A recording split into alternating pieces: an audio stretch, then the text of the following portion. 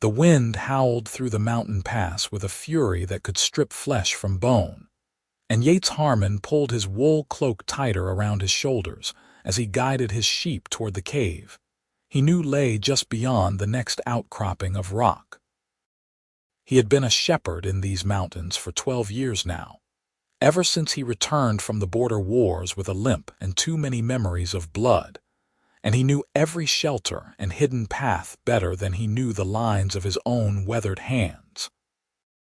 The storm had come up fast, the way they always did in early spring when winter refused to release its grip on the high country, and he had maybe an hour before the snow would make travel impossible.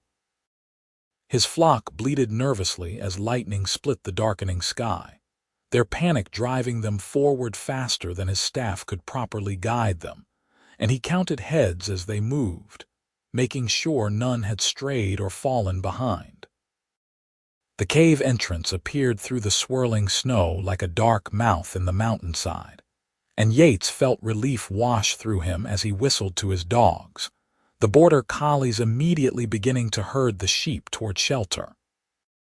The cave was large enough to hold his entire flock of 40 sheep plus himself and the dogs, with a dry floor and good ventilation that would prevent the buildup of dangerous gases from so many animals in an enclosed space. He had used it a dozen times over the years, keeping a small store of firewood in the back for exactly these emergencies, and he looked forward to getting a fire going and waiting out the worst of the storm in relative comfort. But as the last of his sheep pressed into the cave and his eyes adjusted to the dimmer light, he saw something that made him freeze with his hand on his shepherd's crook.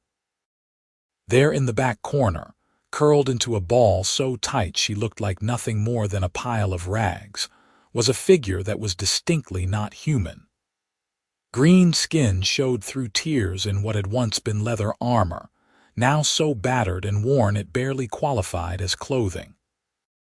Pointed ears lay flat against a skull covered in matted black hair, and even from this distance, even in the poor light, Yates could see the small tusks protruding from her lower jaw, an orc.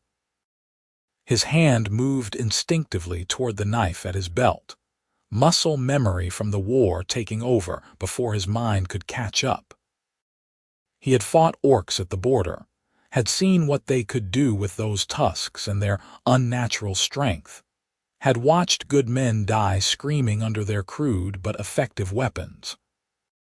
But then the figure moved just slightly, and he saw how slowly she shifted, how weakly her arm came up as if to shield her face from expected violence. This was no warrior preparing to attack. This was someone dying. The sheep had noticed her too and were pressing nervously away from the back of the cave, their bleating growing more agitated.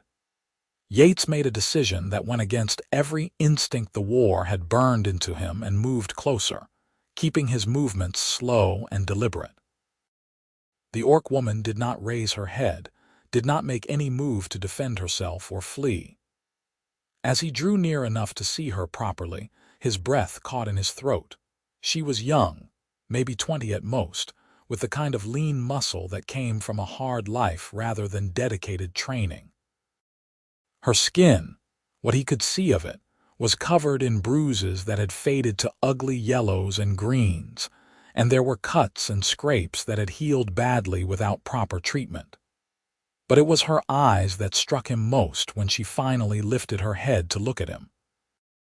They were amber, bright as coins, and filled with a resignation so complete it made something in his chest ache. She was waiting for him to kill her, he realized, waiting and accepting it as inevitable. "Easy now," he heard himself say, the same tone he used with frightened animals. "I am not going to hurt you." She blinked at him, confusion flickering across her gaunt features. Her lips moved but no sound came out, and he saw how cracked and bleeding they were, how sunken her cheeks had become. She was starving. No, worse than that. She was dying of starvation right in front of him. "When did you last eat?" he asked, though he did not expect an answer. Orcs spoke their own guttural language, not the common tongue of humans. But to his surprise, her lips moved again, and this time a whisper emerged, rough as gravel and barely audible over the wind outside. 6 days. The words were accented, each syllable pronounced with careful precision, as if she had learned the language from a book rather than conversation, but they were clear enough. 6 days. Gods above and below, 6 days without food in the mountains in early spring. How was she even still alive? Yates made another decision, this one coming easier than the first. He shrugged off his pack and dug inside, pulling out the cloth-wrapped parcel that contained his own provisions for the journey. Bread, hard cheese, some dried meat. Not much, but it would be enough to start. He moved slowly, telegraphing every motion, and knelt down just out of arm's reach before placing the food on the ground between them. "Here," he said, "eat slowly or you will make yourself sick." She stared at the food as if it might be a mirage, as if she expected it to vanish the moment she reached for it. Her hand trembled as it extended, the fingers thin enough that he could see every bone and tendon beneath the green skin. She grabbed the bread first, clutching it to her chest like a treasure, and then she paused and looked at him with those amber eyes gone wide with something he could not quite name. "Why?" she asked, the single word carrying a weight of incomprehension that suggested kindness was entirely foreign to her experience. "Because you are dying," Yates said simply. "And I will not let something die when I can prevent it. Now eat, before you waste away to nothing." She ate, but with a control that surprised him, taking small bites and chewing thoroughly despite what must have been overwhelming hunger. Someone had taught her about eating after prolonged starvation, about the danger of overwhelming a shrunken stomach. The knowledge suggested education, which was not something he would have expected from an orc. The war propaganda had painted them as savage beasts, barely more intelligent than the wolves that hunted these mountains. But this woman ate with careful discipline and watched him with eyes that held a sharp, evaluating intelligence. While she ate, Yates set about making camp. He got his sheep settled, spreading them throughout the cave so their body heat would help warm the space. His dogs, Sage and Thorn, kept watchful eyes on the orc woman but took their cues from him, relaxing when they saw he considered her no threat. He built a fire near the cave entrance where the smoke would vent properly, coaxing it to life with practiced ease and adding wood until it blazed bright and warm. The storm outside had reached its full fury, snow falling so thick he could barely see 3 feet beyond the cave mouth. They would be here until morning at least, possibly longer if the storm did not blow itself out. He had been prepared for a night alone with his flock. Now he found himself sharing the space with someone who should have been his enemy, and he was not entirely sure what to do about it. When the orc woman had finished eating, moving through his provisions with methodical determination, she sat back against the cave wall and closed her eyes.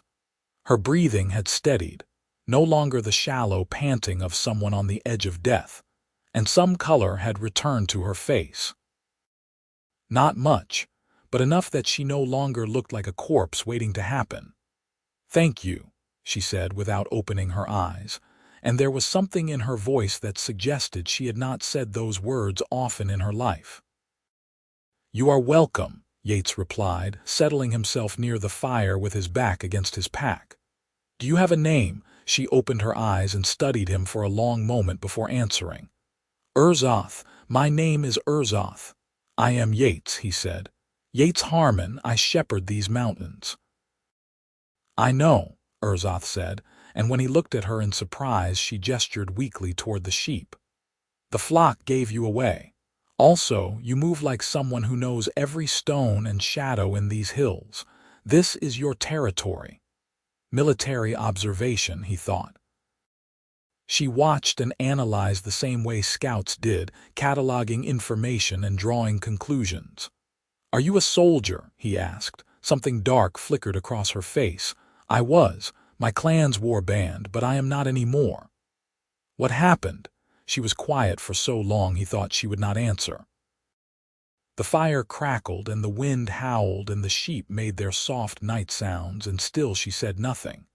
Finally, when he had given up on receiving a response, she spoke. "I let a human child live," Urzoth said, her voice flat and empty, "during a raid on a border settlement. She was maybe 6 years old, crying over her dead mother. I was supposed to kill her. Orders. Leave no one alive to report which direction we went.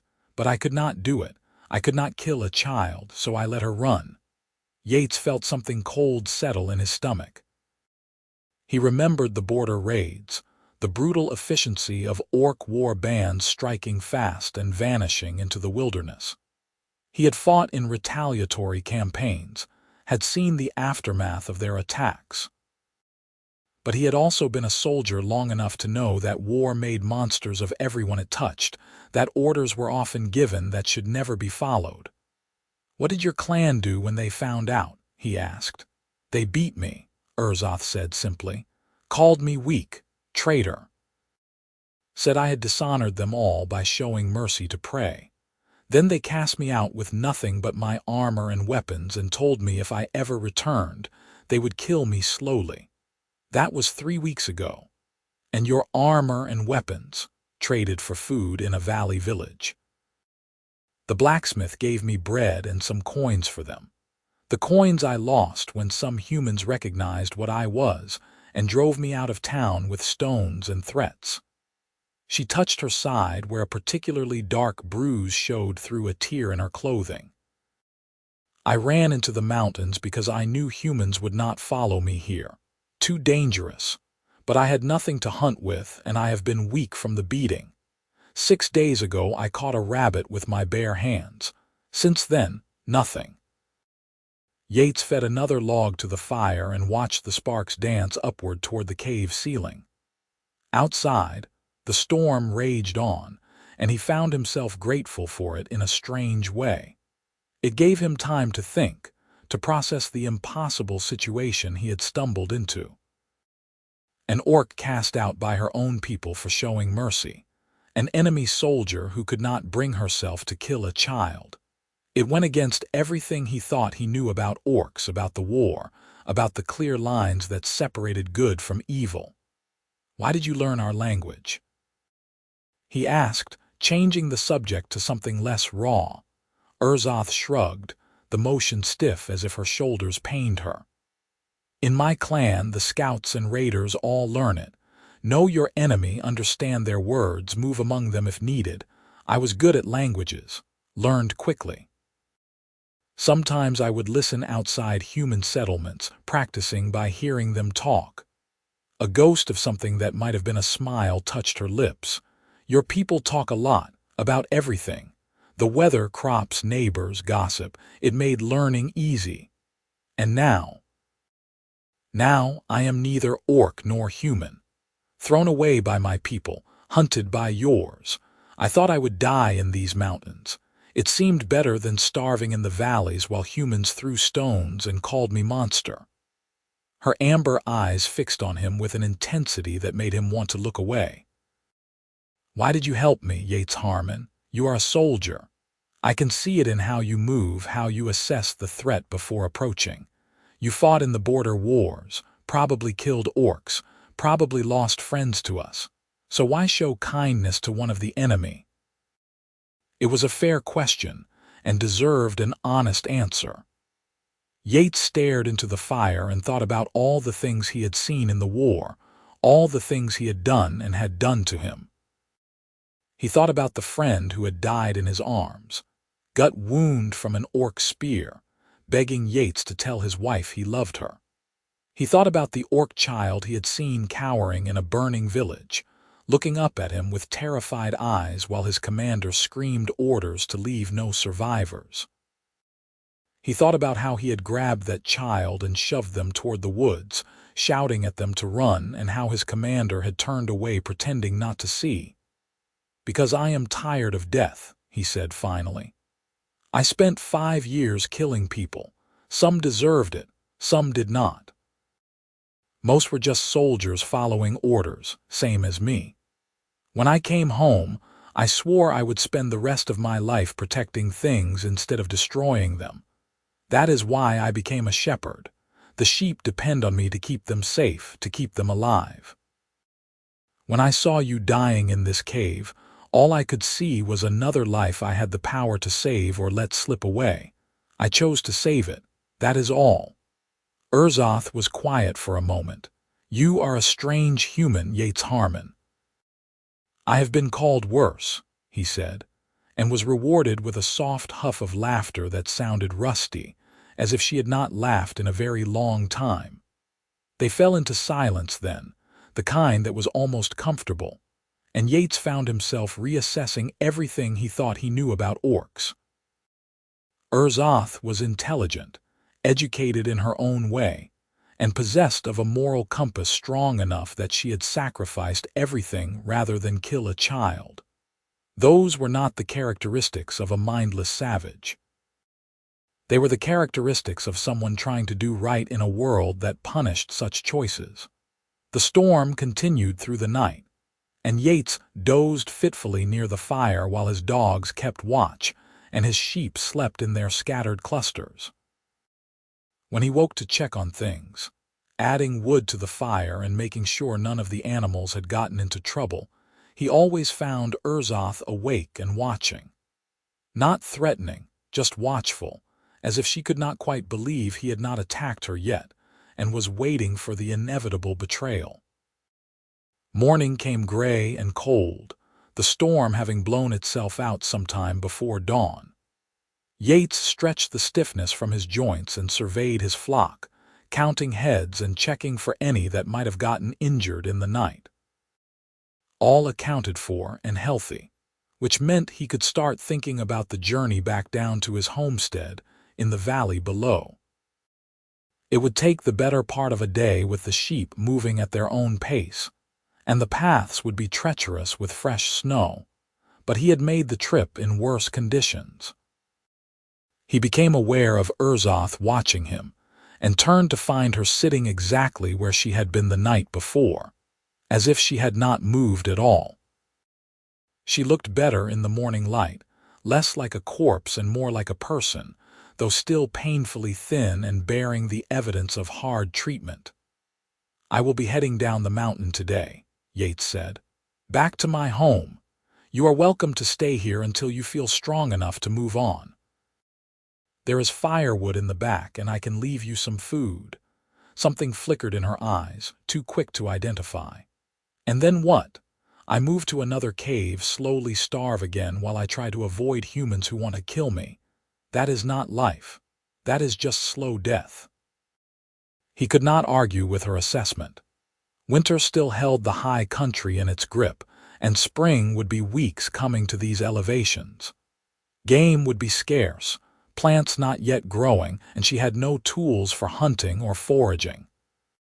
She would die up here, maybe not today or tomorrow, but soon enough. The knowledge sat heavy in his gut. "What do you want to do?" he asked. Urzoth laughed, but there was no humor in it.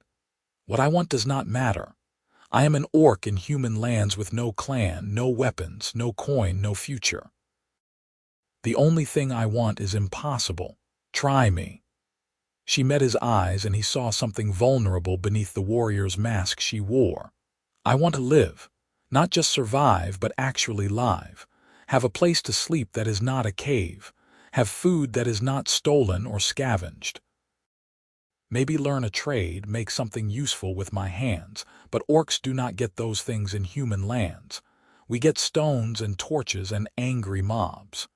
Yates made his third impossible decision in the span of 12 hours. "Come with me." Urzoth stared at him as if he had grown a second head. "What?" "Come with me," he repeated, committing fully to the insane idea even as it formed. "Down to my homestead. I have land, a cabin, the flock. I could use help with the work." The mountains are isolated enough that we would not have many visitors, and the few neighbors I have are not the type to form mobs. You would have shelter, food, honest work, a chance to live instead of just surviving. You do not know me, Urzoth said, her voice sharp with disbelief. I could be lying about everything, could be planning to kill you the moment you turn your back. Why would you possibly offer that? Could you kill me? Yates asked mildly. Right now, I mean. You are half-starved and weak as a newborn lamb. I am a trained soldier with a knife and the strength to use it. If you were planning to kill me, you would have to wait until you were stronger anyway, which means you would have to accept my help first. By the time you were healthy enough to be a threat, you would have had plenty of opportunities to attack. If you were going to, you would have already tried. He could see her working through the logic, trying to find the flaw in his reasoning.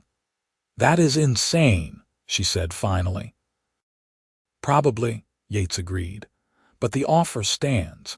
You can come with me and have a chance at life, or you can stay here and die slowly. Your choice. Urzoth closed her eyes and Yates saw her throat work as she swallowed hard. When she opened them again, they were bright with moisture that might have been tears. Why? She asked again, and this time the word was barely a whisper. Why would you do this for me? Because I meant what I said last night, Yates told her. I am tired of death. And because maybe, if we can prove that an orc and a human can live in peace, it means the war did not break everything good in the world. Maybe it means there is still hope. She looked at him for a long moment, searching his face for signs of deception or cruelty. Whatever she saw there must have satisfied her because she nodded slowly. I accept. I will come with you and work for my keep. I will not make you regret this kindness, Yates Harmon. You have my word for whatever an exiled orc's word is worth. It is worth exactly as much as you make it worth, Yates said. Now can you walk? The path down is not easy, especially with fresh snow. Urzoth pushed herself to her feet, the movement slow and obviously painful. She swayed slightly but caught herself against the cave wall and straightened with visible effort. I can walk, she said firmly. I have walked on worse injuries than hunger. Just do not expect me to keep up with a soldier's pace. I have 40 sheep and 2 dogs to manage, Yates said dryly. Trust me, we will not be moving at a soldier's pace.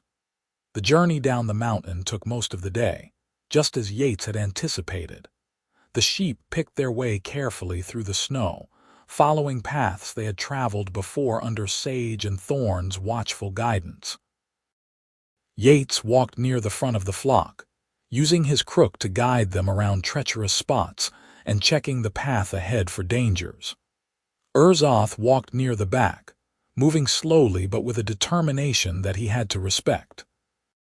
She stumbled occasionally, her weakened state making the difficult terrain even more challenging, but she never complained and she never asked to rest. They stopped twice. Once at midday when Yates called a halt to let the flock graze on the exposed grass where the snow had blown thin, and once in late afternoon when they reached a narrow switchback that required careful navigation. During the stops, Yates shared his rations with Urzoth, making sure she ate slowly and drank water from the cold mountain streams. Color continued to return to her face, and her movements became marginally less stiff as food gave her body fuel to repair itself. The sun was setting behind the western peaks when Yates's homestead finally came into view. It was not much to look at, just a sturdy log cabin with a stone chimney, a barn for the sheep, a small chicken coop, and a few outbuildings for storage and tools. But it was his, bought with his military pension and built with his own 2 hands over the course of 2 years. The land around it was a mixture of pasture and forest, with a clear creek running along the southern boundary and mountain peaks rising on all sides. Isolated, beautiful, and exactly what he had needed after the war. Yates whistled to his dogs and they began herding the flock toward the barn, where fresh hay and water waited. He showed Urzoth to the cabin, acutely aware of how small and simple it must seem. One main room that served as kitchen, dining, and living space, with a sleeping loft above and a small root cellar below. Sparse furniture, all handmade. A fireplace that dominated one wall, windows with real glass, a luxury he had saved for months to afford. "It is not much," he found himself saying as Urzoth stood in the doorway, taking it all in. "But it is warm and dry and the roof does not leak." "It is beautiful," Urzoth said softly, and he heard genuine awe in her voice. "I have never been inside a human home before. Only seen them from outside or in ruins after raids. This is really where you live. This is home," Yates confirmed. He moved to the fireplace and began building a fire, coaxing the embers he had banked that morning back to life. "The loft is where I sleep. I can bring down some blankets and you can have the space near the fire until we figure out something more permanent." "I can sleep in the barn," Urzoth offered. "I do not want to impose more than I already am." "The barn is for sheep," Yates said firmly. "You are not a sheep. You will sleep inside where it is warm. No arguments." She ducked her head and he thought she might be hiding a smile. "Yes, shepherd." That first evening set the pattern for the days that followed.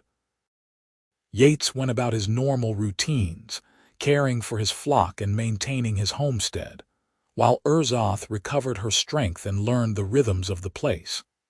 She slept near the fire that first night, wrapped in the blankets he provided, and he heard her crying softly in the darkness.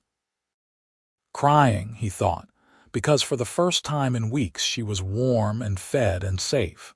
He pretended not to hear and gave her the dignity of privacy. The next morning she insisted on helping with chores, despite still being weak. Yates set her to tasks that required more patience than strength, mending torn blankets, organizing his badly neglected herb stores, feeding the chickens. She worked with quiet efficiency, never complaining, never shirking. When she finished something, she would find him and ask what needed doing next. It became clear quickly that she was not someone who could sit idle, that she needed to be useful to feel she had earned her place.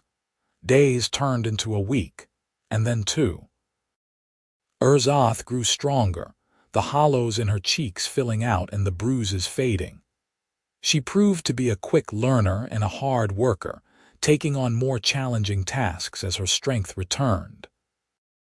She learned to milk the goats Yates kept for cheese, to collect eggs without frightening the chickens, to card wool and prepare it for spinning. She asked questions constantly, wanting to understand not just how to do things but why they were done that way. The work that had seemed overwhelming when Yates did it alone became manageable with two sets of hands. Projects he had been putting off for months suddenly became achievable. The fence that needed mending got mended. The shed roof that had been leaking got patched. The garden plot that he never seemed to have time to prepare properly got turned and composted in preparation for spring planting. They fell into an easy partnership, learning each other's habits and working styles. Yates discovered that Urzoth had a gift for working with animals, that his sheep responded to her with the same trust they gave him. She moved among them without causing alarm, could spot a sick or injured animal before he could, and had a gentle touch when treating their ailments. His dogs accepted her completely after the first week, even coming to her for petting and treats. But more than the work, it was the evenings Yates found himself valuing most. After dinner, when the chores were done and the animals settled for the night, they would sit by the fire and talk. Urzoth told him about orc culture, about the clan structure and the harsh philosophy that valued strength above all else. She described a childhood spent training for war, learning to fight and hunt and raid. But she also spoke of her mother, who had secretly taught her to read using stolen human books, who had told her that strength without wisdom was just brutality. Yates shared his own stories in return. Growing up on a farm in the lowlands, the youngest of 4 brothers. Joining the military because it was expected, because it was what young men from farming families did when they had no land to inherit. The war and the things he had seen and done. The friend who had died, and the promise Yates had made to live a better life in his honor. You regret it? Urzoth asked one evening, perhaps a month after he had found her. The war, I mean. Do you regret fighting? Yates considered the question carefully, watching flames dance in the fireplace. I regret that it happened at all, he said finally. I regret the deaths and the destruction and the hate it left behind. But do I regret fighting? No. I believed I was protecting people who needed protecting. Whether that was true or not, I may never know. War is complicated, and the people who start wars rarely tell the truth about why they are fighting. My people say the war started because humans wanted our lands, Urzoth said quietly. That we were defending our territory from invaders. My people say it started because orcs were raiding our settlements, Yates countered. That we were defending ourselves from savage attacks. They looked at each other in the firelight, and Yates saw his own realization reflected in her amber eyes. Both could be true, he said. Both probably are true, Urzoth agreed. Humans pushed into territory my clans had hunted for generations. My clans responded with raids. Humans retaliated. My clans escalated. Around and around until no one remembered who struck first or why, only that the other side was the enemy. And people like us got caught in the middle, Yates said. Following orders, killing people we had no personal quarrel with, dying for reasons that made sense to someone far from the fighting. Urzoth was quiet for a long moment. I am glad we are out of it now. I am glad to be here, doing honest work, living in peace. Even if the world says an orc has no place in a human shepherd's home. The world is not here, Yates pointed out. Just you and me and the sheep do not care what color your skin is. That earned him a genuine laugh, bright and warm, and he realized he was hearing it more and more often. The wary, wounded warrior who had been ready to die in a cave was slowly transforming into someone who smiled and laughed and lived. It was a transformation that filled him with a quiet pride. Spring came to the mountains gradually, the snow retreating up the slopes and wildflowers beginning to bloom in the high meadows. Yates moved his flock to the summer pastures, making the journey over several days with Urzoth's help. She had never seen the high country in bloom before and was enchanted by it, exclaiming over the carpets of lupine and columbine. The crystal-clear lake still rimmed with ice, the marmots whistling from their rocky perches. They made camp in a meadow where the grass grew thick and sweet, setting up the shepherd's tent Yates had packed for the trip. It was the first time they had shared such close quarters, and Yates was acutely aware of Urzoth's presence in a way he had not been before. Over the past months, they had become friends, partners in the work of maintaining the homestead. But something had shifted without him quite noticing when. He found himself watching her when she was not looking, noticing things he had previously overlooked. The way her black hair caught the sunlight and revealed hints of deep blue. The graceful strength in her movements as she worked. The sound of her laughter and the way her eyes crinkled at the corners when she smiled. The small tusks that had once seemed threatening now seemed almost delicate, a unique feature that was simply part of who she was. It was a dangerous thing to notice, these details. Dangerous to feel his heart beat faster when she stood close. Dangerous to imagine what it might be like to reach out and take her hand, to see if she might welcome the touch. She was orc and he was human, and the gulf between them was made of centuries of hatred and bloodshed. Even if she felt anything for him beyond gratitude and friendship, which he had no reason to believe she did, acting on it would bring nothing but trouble. But logic and reason had little power over the heart, and Yates found his feelings growing despite his best efforts to contain them. He told himself it was just loneliness, the natural result of living in isolation with only one other person for company. He told himself it would pass. He told himself a lot of things that he did not quite believe. If Urzoth noticed his increased awareness, she gave no sign. She went about her work with the same quiet efficiency, caring for the flock and maintaining their camp. She seemed happy, or at least content, and Yates would not risk that contentment by introducing complications she had not asked for. They stayed in the high pastures for 2 weeks, letting the flock graze on the rich grass while they performed the annual tasks of shearing and health checks.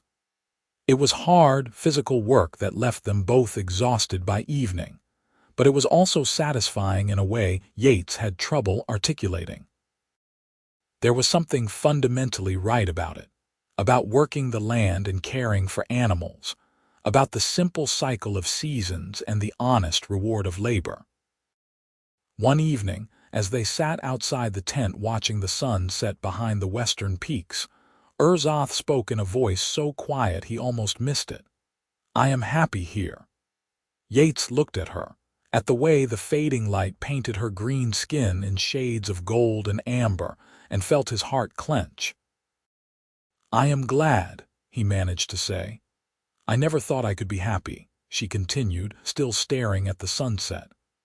"After my clan cast me out, I thought my life was over, that the best I could hope for was a quick death instead of a slow one. But you gave me a chance to live, and I have found something I never had before: peace, purpose, a place where I belong." She turned to look at him, and her eyes were bright with emotion. "Thank you for that, for seeing me as a person instead of a monster, for taking a chance on an enemy soldier who had every reason to betray you." "You were never going to betray me," Yates said. "I knew that from the start." "How?" "Your eyes," he said simply. "When I first saw you in that cave, you looked at me with resignation, not hate. You were waiting to die, but there was no anger in you, no desire for revenge or violence, just acceptance. People bent on betrayal do not have eyes like that." Urzoth was quiet for a moment, then laughed softly. "You are either very wise or very foolish, Yates Harmon. I have not decided which." "Probably both," Yates admitted. "I have made a career of foolish decisions that somehow worked out well. Finding you, bringing you home, trusting you. All foolish. All the best choices I have made."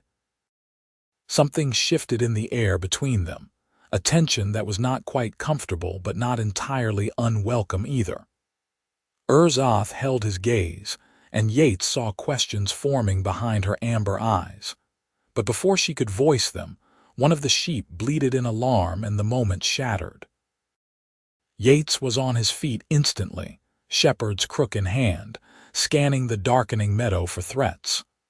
Urzoth moved with him, her warrior's reflexes taking over. They found the problem quickly. A young ewe had gotten her leg caught in a tangle of roots near the creek. She was thrashing in panic, making the situation worse, and blood stained the ground where she had scraped her leg raw. Working together, they calmed the ewe and carefully freed her leg. The injury was not serious, but it needed cleaning and bandaging to prevent infection. Yates held the ewe steady while Urzoth cleaned the wound with water from the creek, her touch gentle despite the strength in her hands. They worked in perfect synchronization, anticipating each other's movements, communicating with looks and small gestures rather than words. When the ewe was bandaged and released back to the flock, Yates found himself standing very close to Urzoth, close enough to see the individual freckles that dusted her nose and cheeks, close enough to catch the scent of her that was wool and wood smoke and something uniquely her own. She was looking up at him, her expression unreadable, and he felt the urge to close the small distance between them with an intensity that took his breath away. But he did not move, did not act on the impulse that sang through his blood. Because she had not asked for this complication, had not indicated she wanted anything from him beyond shelter and honest work. Because he would not repay her trust by forcing unwanted feelings on her. Because some risks were too great, some gambles too dangerous to take. Urzoth stepped back first, breaking the moment, and Yates felt relief and disappointment in equal measure. "We should get some sleep," she said, her voice carefully neutral. "Tomorrow will be another long day." "Yes," Yates agreed, grateful for the excuse to retreat. Sleep would be good. But sleep did not come easily that night, and he lay in his bedroll staring up at the tent ceiling while Urzoth's breathing gradually steadied into the rhythms of slumber. His feelings had become impossible to ignore or dismiss, and he knew he would have to make a choice soon. Continue as they were, partners and friends but nothing more, safe in the boundaries they had established. Or risk everything by speaking the truth of what he felt, knowing it could destroy the fragile peace they had built. The return to the homestead brought a return to familiar routines, but something had changed between them in the high pastures, and Yates could not pretend otherwise. Urzoth seemed more aware of him, her eyes following him as he worked, her expression thoughtful in a way it had not been before. She stood closer than strictly necessary when they worked together, found reasons to touch his arm or shoulder in passing, lingered over their evening conversations by the fire. Yates responded in kind without quite meaning to, his awareness of her presence sharpening until he always knew where she was and what she was doing. He brought her wildflowers from the meadow and told himself it was just being friendly. He taught her to play chess using a set he had carved from wood and told himself it was just passing the time. He found himself sharing thoughts and feelings he had never voiced to another person, and told himself it was just the isolation making him talkative. But they were both lying to themselves, and both knew it. The truth arrived on a warm summer afternoon when storm clouds gathered over the mountains and turned the air electric with anticipation. Yates had been working on repairing a section of fence when the first fat raindrops began to fall, and he hurried toward the cabin with his tools just as the sky opened up in earnest. He burst through the door soaked to the skin to find Urzoth standing by the fire, and the concern on her face when she saw him made his heart skip. "You are drenched," she said, already moving to grab towels. "Get out of those wet clothes before you catch your death." Yates stripped off his sodden shirt and accepted the towel she offered, acutely aware of her proximity. She had seen him shirtless before. Working in the summer heat made clothing optional for heavy labor, but something about this moment felt different. Intimate in a way that had nothing to do with bare skin and everything to do with the way she was looking at him. "Urzoth," he started, not sure what he meant to say, but knowing he had to say something. "Yates," she interrupted, her voice steady but her eyes uncertain. "I need to tell you something, and I need you to listen before you respond." "Can you do that?" He nodded, towel forgotten in his hands. She took a breath, squared her shoulders as if preparing for battle, and spoke in a rush. "I have feelings for you, feelings that go beyond friendship or gratitude. I think I have had them for a while now, but I was afraid to acknowledge them because I did not want to ruin what we have built here. You gave me a home when I had nothing, gave me a chance to live instead of just survive, and the thought of losing that because I could not control my heart terrifies me. But I cannot keep pretending anymore. I cannot keep acting as if I do not watch for you every morning, as if my day does not feel complete until I have heard your voice. I cannot keep pretending that I do not imagine what it would be like to be more than your employee or your friend. She paused, breathing hard, and Yates realized she was trembling slightly. "I know this is impossible," she continued, her voice dropping to barely above a whisper. "I know that I am orc and you are human, and the world would condemn us both for even considering such a thing. I know that I have no right to ask for anything more than you have already given. But I had to tell you the truth, because living a lie was destroying me from the inside. So there it is. My truth. You can send me away if you want, tell me I have overstepped, and I will go. But I will not apologize for feeling what I feel." The storm raged outside, rain hammering against the roof and windows. But inside the cabin, there was only silence as Yates processed what she had said. Urzoth stood before him, chin raised and shoulders back, every inch the warrior facing an uncertain battle. She had laid her heart bare and now waited for the killing blow or the unexpected mercy. Yates dropped the towel and crossed the distance between them in 2 strides. He cupped her face in his hands, feeling the warmth of her skin and the slight roughness where old scars marked her jaw, and watched her eyes go wide with surprise. "You foolish woman," he said, his voice rough with emotion. "Did you really think you were alone in this? Did you really think I have been bringing you flowers and teaching you chess and sharing my deepest thoughts for no reason? I thought you were being kind," Urzoth breathed. "I was being a coward," Yates corrected. "Afraid to risk what we had built by admitting what I wanted." "I have been in love with you for months, Urzoth. Completely, impossibly, irrevocably in love. Every morning I wake up grateful that you are here. Every night I lie awake thinking about you sleeping below me and wishing I had the courage to ask if you might want to share my bed. Not just for physical comfort, though I will not pretend I do not want that, but for companionship, for partnership, for love." Tears spilled down her cheeks, cutting tracks through the green skin, and she leaned into his touch. "Are you certain? Once this door opens, we cannot close it again. The world will not look kindly on a human and an orc together. We will face prejudice and hatred from both our peoples." "I am certain," Yates said firmly, "and let the world think what it will.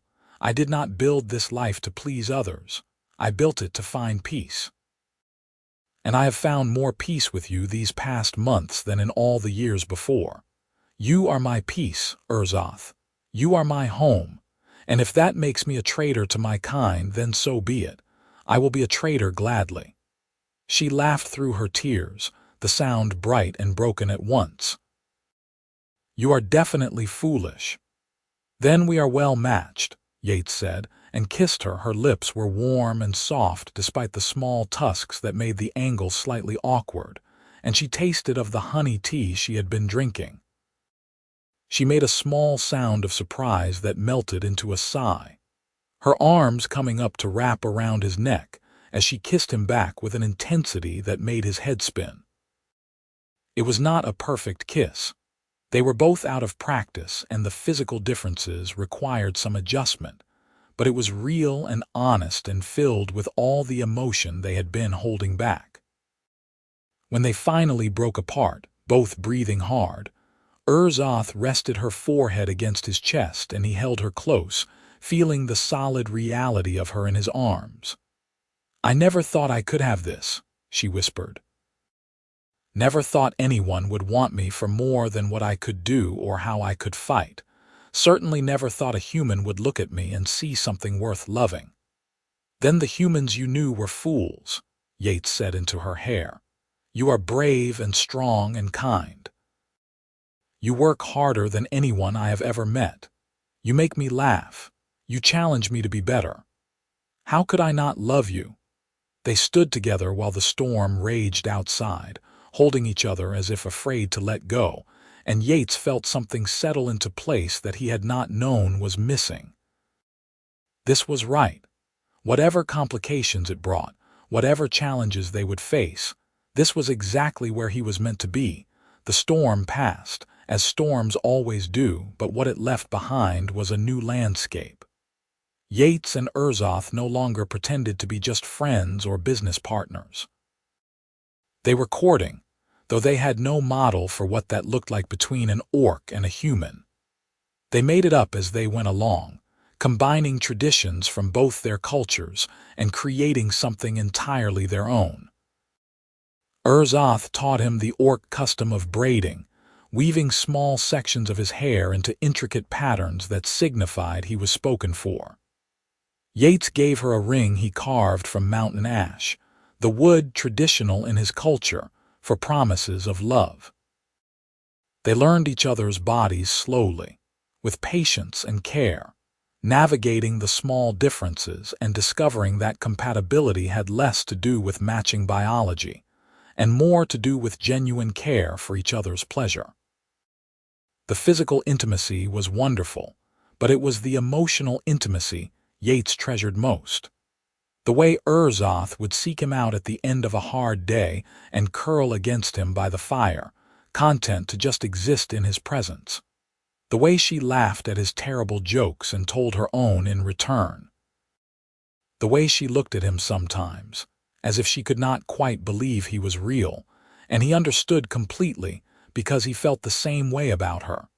Summer mellowed into autumn, and they worked together to prepare for winter. Harvesting the garden, preserving vegetables in the root cellar, smoking meat, chopping enough firewood to see them through the cold months.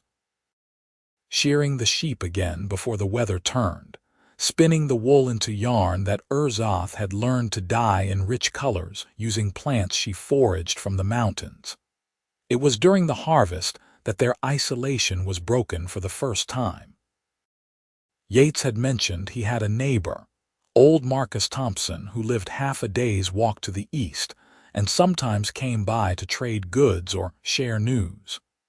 Yates had avoided inviting Marcus over since Urzoth arrived, knowing that explaining her presence would be complicated at best.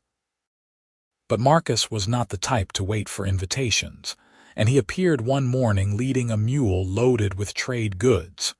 Yates saw him coming up the path and felt his stomach drop. Urzoth was in the garden, clearly visible, and there was no way to hide her presence or what she was. He moved to intercept Marcus, but the old man had already spotted Urzoth and stopped in his tracks, his weathered face going hard. "Yates," Marcus said, his voice carefully controlled. "That is an orc in your garden. Her name is Urzoth," Yates said firmly, "and she lives here. She is my partner." Marcus's eyes narrowed. "Your partner in what exactly?" "Everything," Yates said, meeting the old man's gaze without flinching. "She helps with the flock, the garden, the homestead. And before you ask, yes, we are together, courting, whatever you want to call it." The old man was silent for a long moment, his expression unreadable. Urzoth had stopped working and stood watching them, her posture tense but her head held high. Yates felt pride surge through him at her courage, at the way she refused to cower or hide even facing potential violence. "That is going to cause you trouble," Marcus said finally. "I know. People are not going to understand, going to call you traitor, going to say you have lost your mind or been enchanted by orc magic." "Let them," Yates said. "I know the truth. That is enough." Marcus studied him for another moment, then sighed deeply. "Well, I have known you for near 10 years now, Yates Harmon. Known you to be a good man, honest and hardworking. If you say this orc woman is worth the trouble she will bring, I am inclined to believe you. Least until she gives me reason to think otherwise." The relief that flooded through Yates was almost physical. "You mean that?" "Would not say it if I did not," Marcus said gruffly. "Now, you going to introduce me properly, or am I going to stand here all day?" Yates led Marcus to the garden where Urzoth waited and made formal introductions. Marcus looked her over with the same careful assessment he used when evaluating livestock, and Urzoth endured the scrutiny with remarkable patience. Finally, the old man nodded. "You have good hands for garden work," he observed, And those are some of the finest-looking turnips I have seen. You've been farming long." "No," Urzoth said carefully. "Yates taught me, but I am a quick learner." "Apparently," Marcus agreed. "Well, I came to trade if you are interested. Got some things you might find useful. Fair prices, same as always." They spent the afternoon trading goods and sharing news, Marcus treating Urzoth with the same courtesy he showed Yates. It was not effusive acceptance, but it was basic respect, and that meant more than Yates could articulate.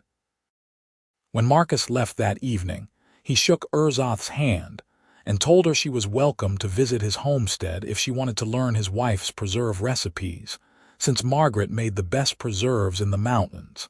After he left, Urzoth stood staring at the path he had taken, her expression dazed. "He did not try to kill me," she said wonderingly. "He saw what I was and he did not even threaten me." "Marcus is a good man," Yates said, "and he judges people by their actions, not their race. If you prove yourself worthy of respect, he will respect you. If you prove otherwise, he will treat you accordingly. Fair, but not soft. I like him," Urzoth decided. "He reminds me of my mother, same kind of hard fairness." Word of Urzoth's presence apparently spread because over the following weeks other neighbors found excuses to visit. Some were openly hostile, refusing to speak to her or demanding to know why Yates was harboring an enemy. Others were cautiously curious, willing to reserve judgment but clearly skeptical. A few, like Marcus, accepted her presence with pragmatic indifference, more concerned with the quality of Yates's wool and cheese than the color of his partner's skin. The visits were stressful but survivable, and Urzoth handled them with a grace that made Yates fall in love with her all over again. She never rose to insults or provocations, never responded to rudeness with rudeness. She simply continued being herself, hardworking, competent, quietly kind. And slowly, glacially, the most open-minded of their neighbors began to thaw. Winter arrived with the first serious snowfall in late autumn, blanketing the mountains in white and closing the high passes until spring. Yates and Urzoth settled into the cozy rhythms of cold weather, spending their days caring for the flock in the barn and their evenings by the fire. It was during one of these evenings, with the wind howling outside and the fire crackling warmth into the cabin, that Yates found himself thinking about the future. "Urzoth," he said, breaking the comfortable silence, "can I ask you something?" She looked up from the socks she was knitting, a skill she had picked up with surprising speed. "Of course. Are you happy here? Truly happy, not just content or satisfied, but happy?" Her expression softened. "Yes, happier than I have ever been in my life. Why do you ask?" Yates chose his words carefully.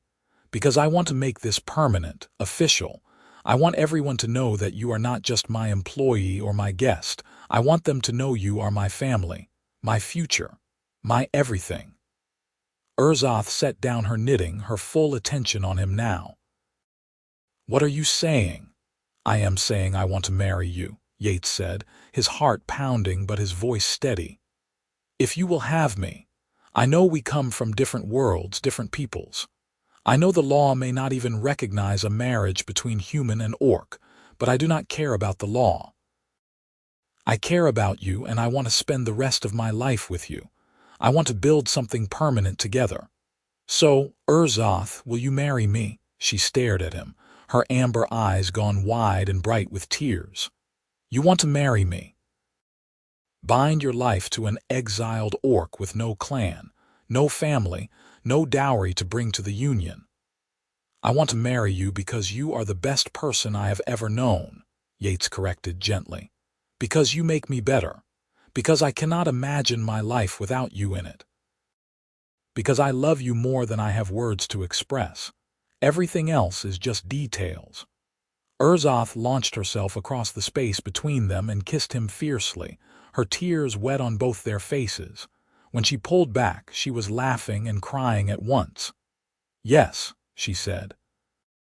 Yes, 1,000 times yes. I will marry you, Yates Harmon. I will bind my life to yours and build a future together and face whatever comes side by side. They married in the spring when the meadows bloomed and the world renewed itself. Marcus Thompson officiated, using his authority as an elder of the mountain community to perform the ceremony. Margaret Thompson and a handful of their more accepting neighbors attended as witnesses. It was nothing like a traditional human wedding or an orc bonding ceremony, but something uniquely theirs, combining elements from both cultures. Urzoth wore a simple dress Margaret had helped her sew, dyed the same green as spring grass. Yates wore his best shirt and the braids in his hair that proclaimed him spoken for. They exchanged vows they had written themselves, promising love and loyalty and partnership through whatever challenges life brought. They exchanged rings, Yates's carved ash wood and a silver band he had traded Marcus for months of wool.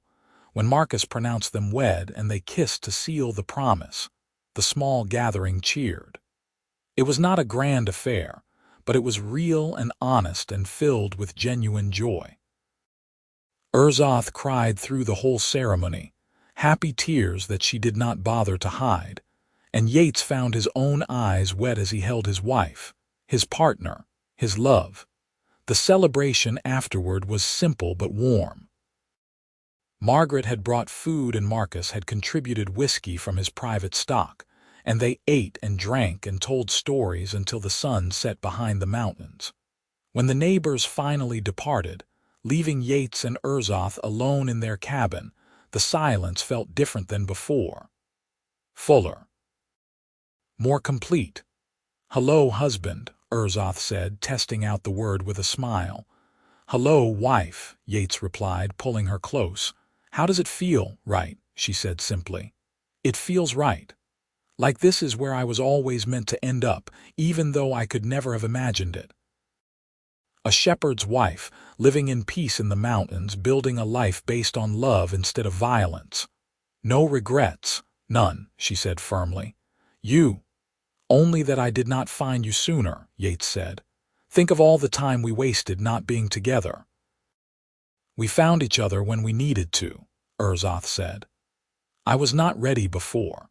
I was still a warrior, still bound to my clan and their ways. I had to lose everything before I could be free to choose my own path. And you needed time to heal from the war, to build this place where we could be safe." The timing was exactly what it needed to be. She was right, Yates knew. Everything had happened in precisely the order it needed to happen to bring them to this moment. The war, his injury, his decision to become a shepherd, her choice to show mercy, her exile, her near death in the cave. All of it had been necessary to create the space where they could meet and build something new. The years that followed were not without challenges. Some neighbors never accepted Urzoth, crossing the road rather than speak to her, or making signs against evil when she passed.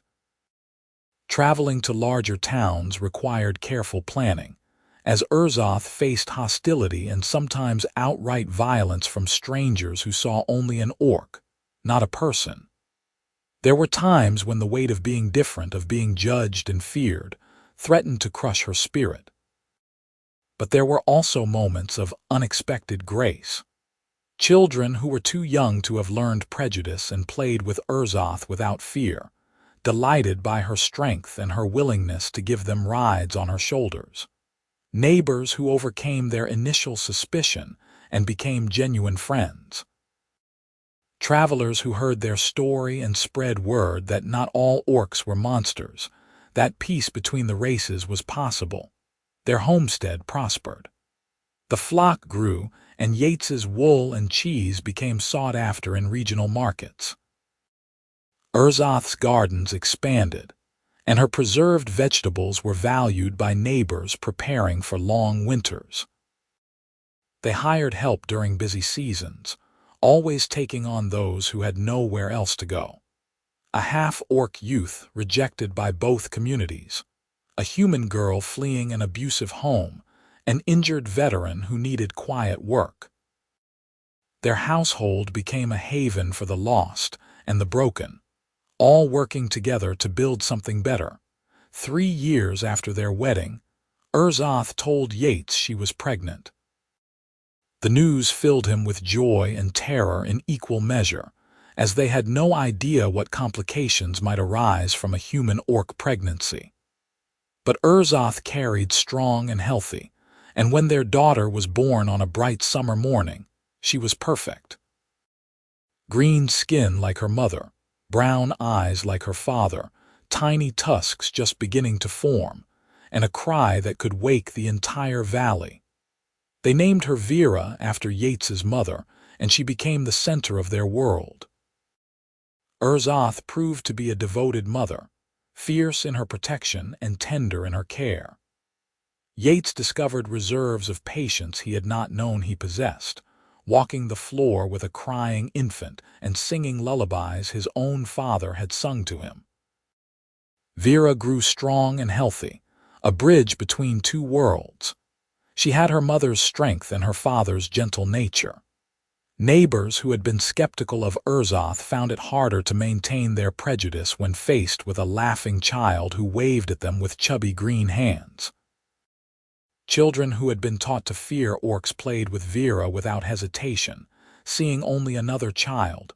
More children followed. A son named Tobias 2 years later, then twin daughters they called Rose and Robin. Each pregnancy was easier than the last, each birth a celebration. The cabin expanded to accommodate the growing family, Yates building on a second room and then a third, until what had started as a simple shepherd's dwelling became a proper home. The children grew up knowing both cultures, learning their father's language and their mother's, hearing stories from both traditions. Yates taught them to care for the flock and read the weather.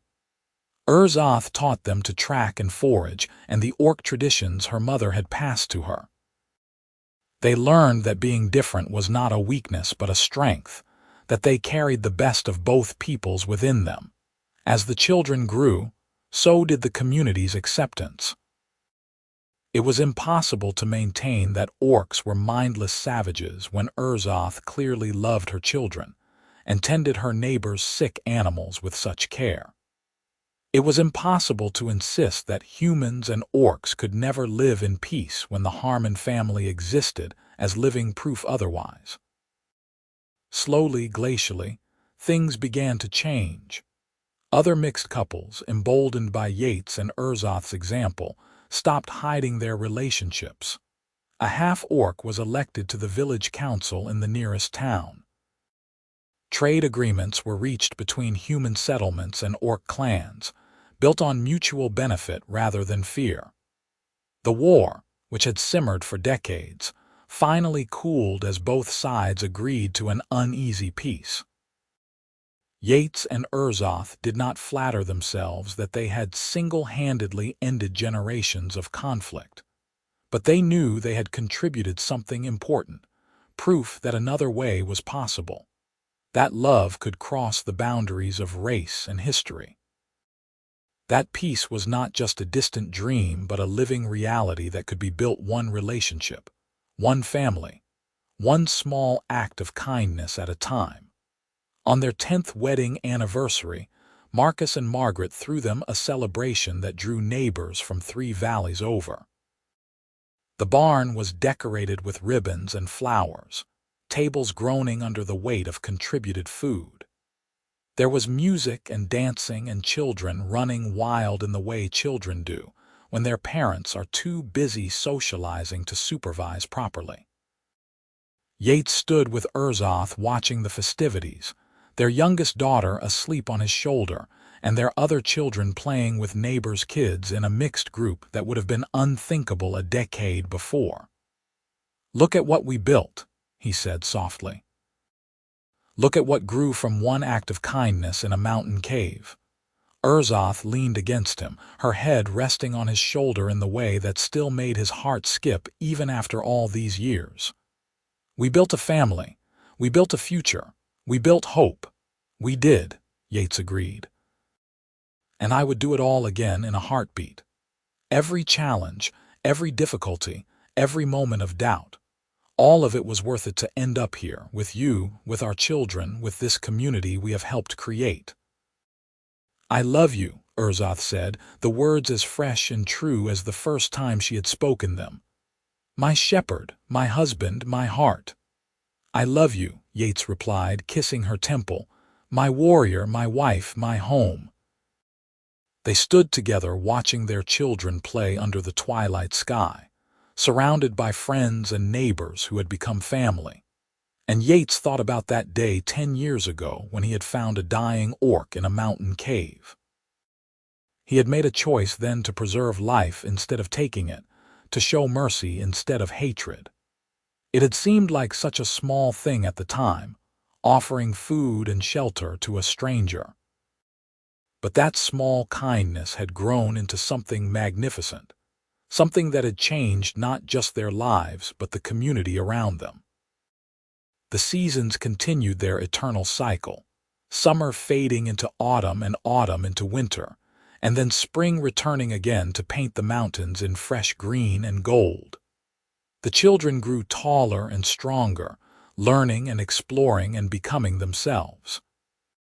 The flock thrived under careful management. The gardens produced bountifully year after year.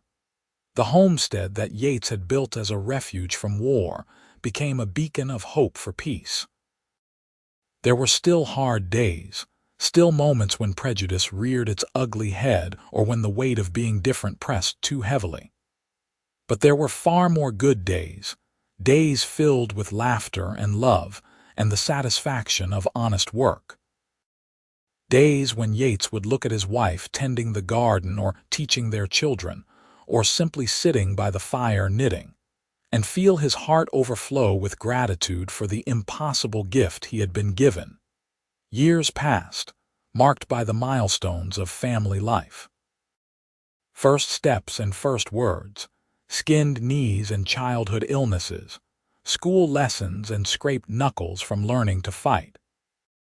Vera grew into a strong young woman with her mother's warrior spirit and her father's kind heart, eventually leaving to study medicine in the regional capital, where her unique perspective on both human and orc biology made her invaluable. Tobias followed his father's path and became a shepherd, taking over more and more of the flock management as Yates's joints stiffened with age. The twins, inseparable as ever, became traders who traveled between human and orc settlements, building the bridges of commerce and friendship that their parents had pioneered. Yates's hair turned gray and then white, and Urzoth's black hair gained streaks of silver. They moved more slowly than they once had, but they moved together, still partners in all things. On warm summer evenings, they would sit on the porch they had built off the cabin, watching the sun set behind the familiar peaks and reminisce about the journey that had brought them here. "Do you remember that day I found you?" Yates asked during one such evening, his hand finding Urzoth's as naturally as breathing. "Every detail," Urzoth said. "I was so certain I was dying, so certain that my life had amounted to nothing but violence and failure. And then you appeared like something from a story, offering food and kindness when I expected only death. I was terrified," Yates admitted. "Everything in my training screamed at me to see you as a threat, but all I could see was someone who needed help. Someone who had been discarded and left to die for showing mercy. How could I not offer mercy in return? You changed my life that day," Urzoth said softly. "Gave me a future when I thought I had none, showed me that a different way was possible. I was a warrior who knew only violence and you taught me peace. I was alone and you gave me family. I was lost and you gave me home. We gave each other those things," Yates corrected. "You changed my life just as much. I was hiding in these mountains, running from the war and the pain it caused. You taught me that healing was possible, that love could flourish even in the hardest soil. You made me brave enough to believe in a better future." They sat in comfortable silence as the sky turned from gold to pink to purple, the first stars beginning to emerge. Their children were grown and gone to their own lives, but they visited often, bringing grandchildren who climbed over their grandparents with the same enthusiasm previous generations had shown. The homestead had passed mostly to Tobias now, though Yates and Urzoth still helped where they could, unwilling to fully retire from the work that had sustained them for so long. "No regrets?" Urzoth asked, the question that had become a ritual between them over the years. "None," Yates replied firmly. "Every choice, every challenge, every moment of difficulty was worth it. I would choose you again and again in every life and every world. You are the best decision I ever made." "And you are mine," Urzoth said, squeezing his hand. "My shepherd who found an orc girl shivering in a mountain cave and chose compassion over hatred. My husband who defied the world to build a life with me. My love who proved that different peoples could not just coexist, but thrive together." As full darkness fell and the stars blazed overhead in their millions, Yates pulled Urzoth close and thought about legacy. Not the grand historical kind, though their story had become something of a legend in the region, told to children as proof that peace was possible.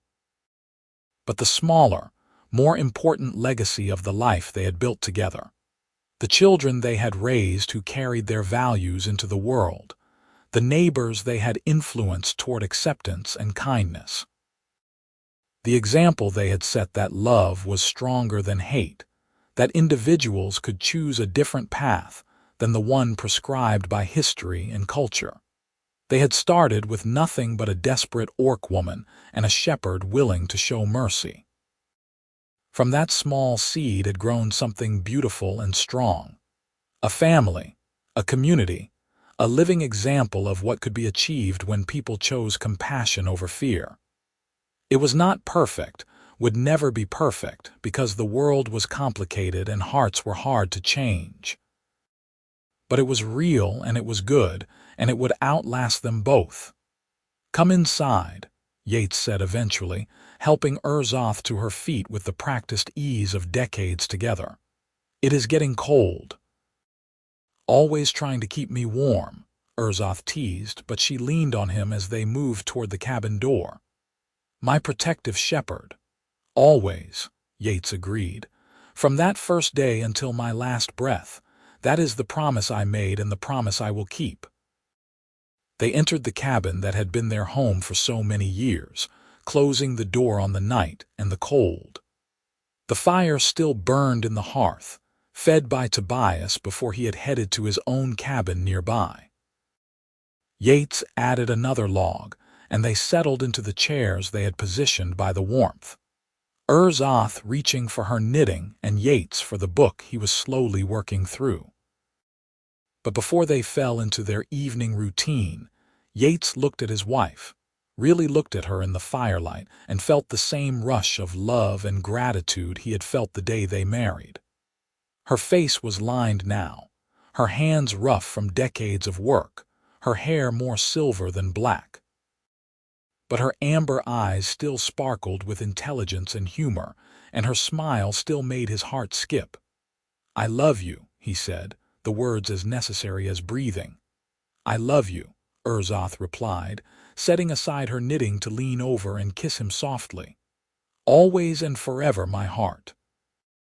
They settled back into their chairs, hands linked between them, and Yates felt peace settle over him like a warm blanket. This was what he had been searching for when he left the war and came to these mountains.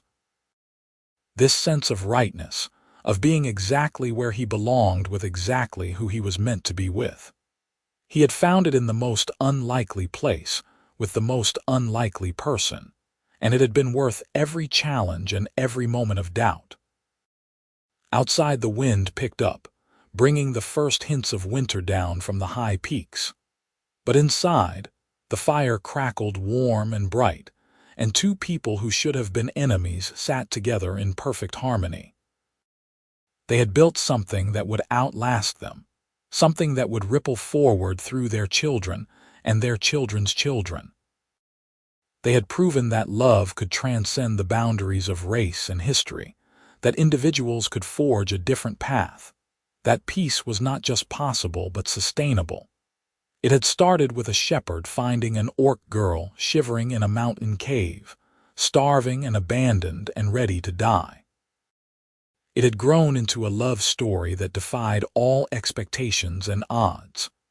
And it would endure, a testament to the power of compassion and the strength of commitment, long after both of them had gone to whatever waited beyond this life. That was the true magic, Yates thought as sleep began to pull at him. Not the impossibility of their love, but the reality of it. The daily choice to honor and cherish each other, to build something together, to face the world side by side. Magic was not lightning and spells, but the quiet miracle of two hearts choosing to beat as one. Yates? Urzoth's voice pulled him back from the edge of sleep. Yes, love, thank you, she said softly, for seeing me when I was invisible, for choosing me when the world said you should not, for loving me when I had forgotten how to love myself. Thank you for every day, every moment, every breath we have shared. Thank you, Yates replied, for surviving until I found you, for having the courage to accept help, for building this life with me, for being my partner, my love, my everything. I am the luckiest man who ever lived because I found you. They drifted into sleep still holding hands, the fire burning low, the mountains standing eternal watch over the home they had built. And if their dreams were filled with memories of that first meeting, of all the moments that had followed, of the family they had created and the love that had sustained them through everything, well, those were dreams worth having. The shepherd had found an orc girl shivering in a mountain cave, and in saving her life, he had found his own. Together, they had built a future brighter than either could have imagined, proof that compassion could triumph over hatred, that love could bridge any divide, that hope was always worth fighting for. It was a simple story in many ways, just two people choosing each other again and again, despite the world telling them they should not. But simple stories were often the most powerful, the most enduring. And this one would be told for generations to come. A reminder that the greatest adventures often began with a single act of kindness, and that the most profound changes started with two hearts brave enough to believe in something better. Their story had a happy ending, the kind where the lovers grow old together surrounded by the evidence of their love, at peace with themselves and the world they had helped create. It was an ending that was also a beginning, the foundation upon which their children and grandchildren would build their own stories of love and courage and hope. And so the shepherd and the orc girl lived the rest of their days in the mountains they had made their home, proving every single day that different peoples could not just coexist but flourish together, and that love was always, always worth the risk.